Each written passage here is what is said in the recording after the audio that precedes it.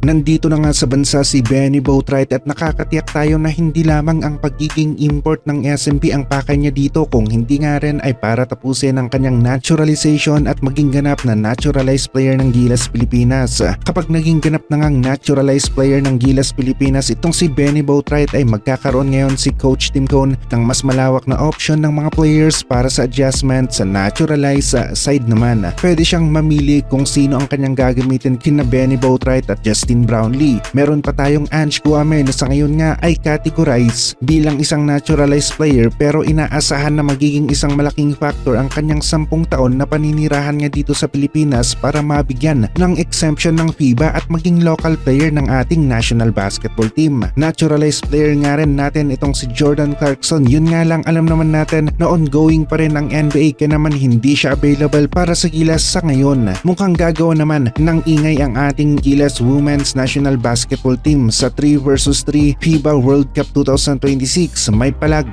ang ating National Basketball Team sa Women's Division kung usapang 3 vs 3 sa FIBA ang labanan. Mabibilis ang mga players natin at may tira nga rin sa labas kahit medyo undersized, pero malaki naman ang kanilang kagustuhan na maipanalo ang bawat laro gamit ang tatag ng kanilang puso. Ito na ang chance na pinakahihintay natin at sa mas malaking stage nga maglalaro ang ating Gilas Women's Team sa FIBA World Cup na mismo. Ang Gilas Men's National Basketball Team naman natin sa 5 vs 5 ay pagkahandaan na ang third window ng FIBA World Cup Asian Qualifiers na kung saan makakalaban natin ang mga teams nga ulit ng New Zealand at Australia. Ang goal talaga natin ay kunin ang dalawang panalo, pero alam naman natin na mahirap nga itong gawin dahil na rin sa malakas ang dalawang teams na ito, pero hindi naman nawawala yung pag-asa nga na maka-upset win tayo laban sa kanila dahil nagawa na ito ng Gilas ang maipakita na kaya nilang manalo laban sa mga malalakas na kalaban, kagaya ng panalo natin laban sa team ng Latvia at New Zealand. Kayang-kaya pa rin ng Gilas na manalo laban sa team ng New Zealand at sa huling laro natin laban sa kanila kahit na walang kay Soto ay 3 points lamang ang naging lamang ng New Zealand laban sa team ng Gilas. Kung makakapaglaro nga si Kai Soto sa third window ng FIBA World Cup Asian Qualifiers ay tataas ng bahagya ang chance natin na manalo laban sa mga teams ng New Zealand at Australia. Pero linawin lang natin na lamang pa rin ang ating mga kalaban, di hamak na mas malakas sila sa Gilas, pero kung ang laro naman na maipapakita ng Gilas sa third window ay yung laro nila na tumalo noon sa mga teams ng Latvia at New Zealand ay hindi rin malayo na baka matalo nga natin ang mga teams ng New Zealand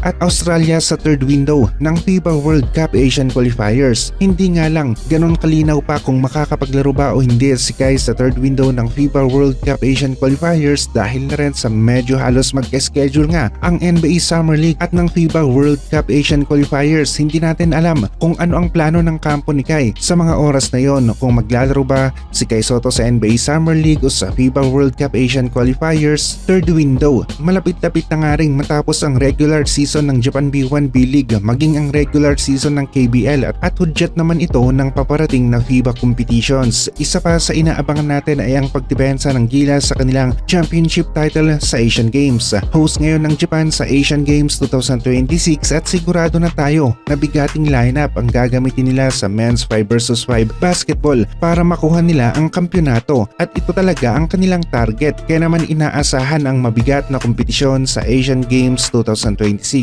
Sa schedule ng Asian Games of season na nga ng NBA at Jordan Clarkson maglalaro kaya para sa Gilas team sa Asian Games, at kapag nagkataon posible na makita natin na magkasama sa team sina Justin Brownlee, Jordan Clarkson, kung hindi naman kaya ay itong si Benny Boatwright.